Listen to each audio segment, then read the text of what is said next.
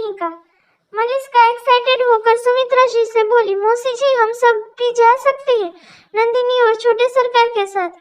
ये सुनकर सुमित्रा जी शिवांग को देखते हुए बोली, अपने जीजू से ही पूछ लो, अगर वो मान जाए तो कोई समस्या नहीं है। इतना बोलकर सुमित्रा जी मुस्कुरा के चली गई। इधर शिवांग अभी नंदिनी को छोड़ ही नहीं रहा था। ये देखकर नंदिनी धीरे से बोली, सब देख रही है, प्लीज छोड़िए ना। शिवांग मुस्कुरा के बोला, तुम्हें क्या लगता है कि जब बड़ी माँ के आने से हमें फर्क नहीं पड़ा तो और किसी से पड़ेगा? नंदिनी मुंह बनाकर धीरे से बोली, वो मुझे काम है, कल के लिए व्यवस्था करनी है। शिवांग तो अब भी नंदिनी को छोड़ने के लिए तैयार नहीं हुआ। नंदिनी की ये चाल भी काम नहीं कर पाई। तभी अखंड आया। अब तो नंदिनी अपना सर भी नहीं उठा पा रही थी। फिर अखंड नंदिनी को देखते हुए बोला, शिव छोड़ दे उसे, कितना शाय फील कर रही है वो, रूम में जगह कम पड़ती है क्या तुझे? ये सुनकर शिवांग खांसने लगा और जल्दी से नंदिनी को छोड़ दिया और फिर नंदिनी जल्दी से वहां से निकल गई। अखंड और अबीर शिवांग के पास आई और फिर अबीर बोला, क्या हुआ तुझे, कुछ पता चला? ये सुनकर शिवांग सामने देखते हुए बोला, कुछ पता तो नहीं चला, क्योंकि जहाँ पे ये सब किडनैप थे वो किसी की भी जगह नहीं थी और ये नॉर्मल गुंडे थे। लेकिन हमारा दिल कह रहा है किसी की बड़ी चाल थी, नहीं तो किसी की जगह पे नंदिनी क्यों चाहिए थी उसे? ये सुनकर अखंड ने उसके कंधे पे हाथ रखा और उसे शांत करते हुए बोला, चल शांत हो जा, हम सब है ना। और सबसे बड़ी बात यह है कि नंदिनी ठीक है और तेरे पास है।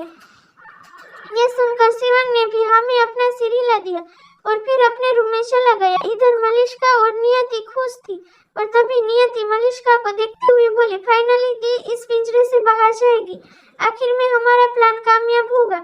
ये सुनकर मलिष्का कुछ सोचते हुए बोली, यार बस ये सोच रही हूँ कि छोटे सरकार की आंखों में धूल झोंकेंगे कैसे। ये सुनकर नियति भी सोच में पड़ गई। तभी सुमित्रा जी की आवाज आई।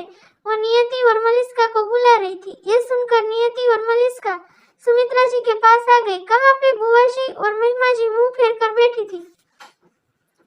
तभी सुमित्रा जी बोली, तुम सबको साथ चलना है, मैं तो भूल गई थी, कल करवा चौथ है और नंदिनी को घर पर रहना होगा, अब उसके बाद ही मंदिर जाने मिलेगा। ये सुनकर नियति और मलिष्का के चेहरे उतर गए। इधर शिवांग रूम में आया और रेडी होने लगा कि तभी नंदिनी ओम को स्कूल भेजकर रूम में आई। शिवांग को रूम में देखकर नंदिनी उल्टे पांव वापस जाने लगी, लेकिन तभी शिवांग ने उसे पकड़ लिया और नंदिनी की सांसें अटक गई। उसने अपनी आंखें कस के बंद कर रखी थी। ये देखकर शिवांग कुछ नहीं बोला। कुछ वक्त बाद नंदिनी ने आंख खोली तो देखा शिवांग उसके होठों के करीब आ रहा था। ये देखकर नंदिनी जल्दी से बोली, वो बड़ी माँ ने बुलाया है, प्लीज जाने दीजिए ना।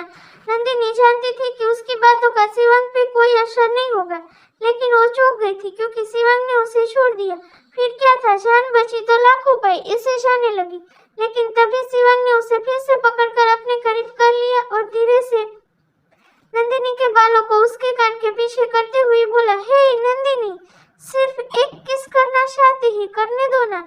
ये सुनकर नंदिनी कांपने लगी क्योंकि शिवांग कभी भी नॉर्मल किस तो करता ही नहीं था। वो जब भी नंदिनी के होठों को टच करता था ऐसा लगता था कि वो नंदिनी को खा जाना चाहता था और अब नंदिनी इसलिए ही डर रही थी, लेकिन वो कुछ बोल ही नहीं रही थी। ये देखकर शिवांग थोड़ा सा तो खुश हुआ और फिर नंदिनी की कमर को और कस के पकड़ लिया और नंदिनी के होठों के करीब आते हुए बोला, तुम लाइफ हो हमारी, तुमसे जिंदा है हम। अगर हमसे थोड़ा सा भी दूर जाने की कोशिश की ना तो हम किसी को भी सुकून से जीने नहीं देंगे। शिवांग की साइको वाली बात सुनकर नंदिनी और डर रही थी। वही शिवांग ने नंदिनी के होठों को हल्का सा टच ही किया था कि तभी सुमित्रा जी की आवाज आई, नंदिनी बेटा जल्दी आओ, काम है। ये सुनकर नंदिनी शिवांग से दूर होने लगी, लेकिन शिवांग ने उसे पकड़ लिया और बोला, प्लीज मुझे किस करने दो ना, फिर जाना। नंदिनी भी धीरे से बोली, बस एक बार बड़ी माँ की बात सुन लो फिर आती हूँ। इतना बोलकर नंदिनी फिर से जाने को हुई, लेकिन शिवांग की पकड़ और मजबूत हो गई और वो बोला, नहीं, हमें पता है कि तुम एक बार हाथ से निकल गई तो इतनी जल्दी हाथ में नहीं आओगी। ये सुनकर नंदिनी की सांसें फिर से तेज हो गई और शिवांग ने नंदिनी के होठों को अपने मुंह में फंसा लिया। आज शिवांग नंदिनी के होठों को महसूस करते हुए उसके होठों को चूस रहा था। नंदिनी के निचले होठ शिवांग के होठों के बीच में प्रेस ही रहे थे और शिवांग के हाथ नंदिनी की कमर से लेकर पीठ तक चल रहे थे। शिवांग ने नंदिनी को किस करना बस शुरू ही किया था, तभी महिला आ गई और बिना देखे रूम में आते हुए बोली, शिवांग वो सुमी आंटी ना, माय गई। हाँ, बस उसे शिवंग की पीठ नजर आ रही थी, लेकिन शिवंग के हाथ नंदिनी की कमर पे झूल रहे थे। उसे देखकर कोई भी समझ सकता था कि क्या हो रहा है।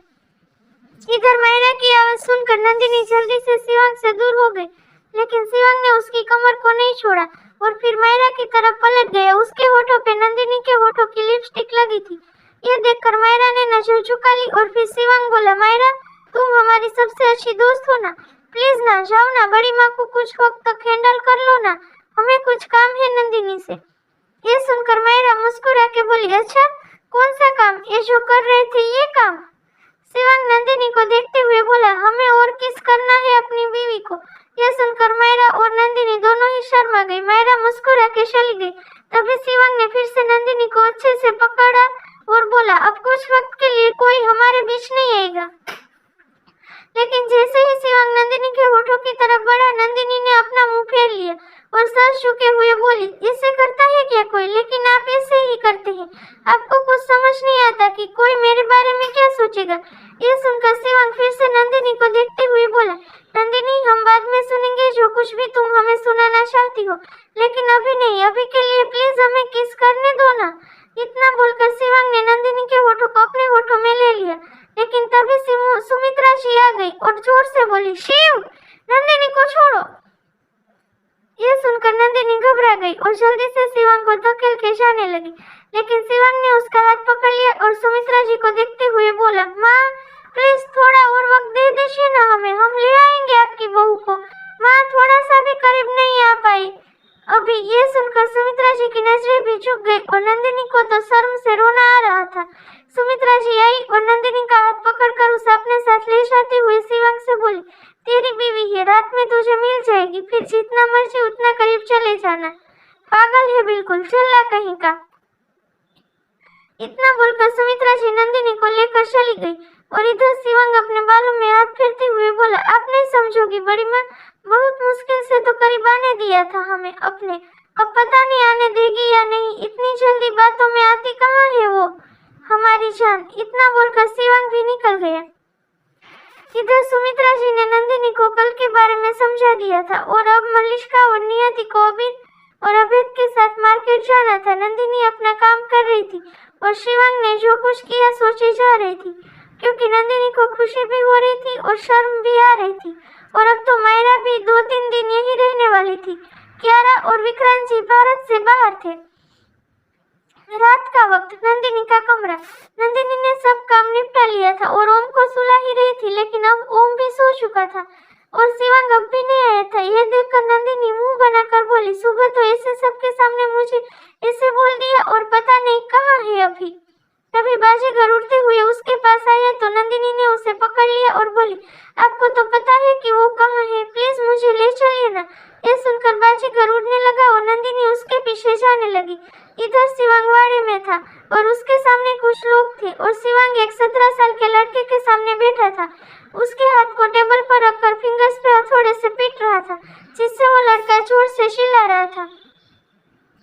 तभी पीछे वाला आदमी जोर से बोला, छोटे ठाकुर, मेरे बेटे को क्यों बीच में ला रही है आप? उसे कुछ नहीं पता, वो कुछ नहीं जानता, प्लीज उसे छोड़ दीजिए, प्लीज, वो मेरा इकलौता बेटा है। ये सुनकर शिवंग एक साइको स्माइल के साथ बोला, ये तो और भी अच्छी बात है। और फिर लड़के के हाथ पर और कस के मारा और फिर आदमी को देखकर बोला, अब भी वक्त है, बता दे, सब कुछ नहीं तो बहुत बुरी मौत मिलेगी तेरे बेटे और बीवी को। ये सुनकर वो आदमी ने राणा जी को देखा और धीरे धीरे सब बता दिया। फिर शिवंग उठा तो वो आदमी बोला, अब तो सब बता दिया है, अब जाने दीजिए। शिवंग उसे देखते हुए बोला, अगर छोड़ दिया तो फिर से पलट कर वार करेगा और वैसा ही शिवंग सिंह रजावत की दहशत ऐसे नहीं है। इतना बोलकर शिवंग ने एक झटके में 2 गोली चला दी और उसका बेटा और बीवी दोनों की सांसें शिवंग ने छीन ली। और फिर आदमी को देखकर बोला, अब रहो अकेले और सोच कि तूने क्या किया है। वो आदमी तो सन्न होकर अपनी बीवी और अपने इकलौते बेटे की लाश देखे जा रहा था। ये देखकर शिवंग भैरव को देखते हुए बोला, सब साफ करवा दो भैरव। इतना बोलकर शिवंग जाने लगा, लेकिन जैसे ही वो पलटा उसके होश उड़ गए। सामने नंदिनी आंखों में आंसू लिए खड़ी थी।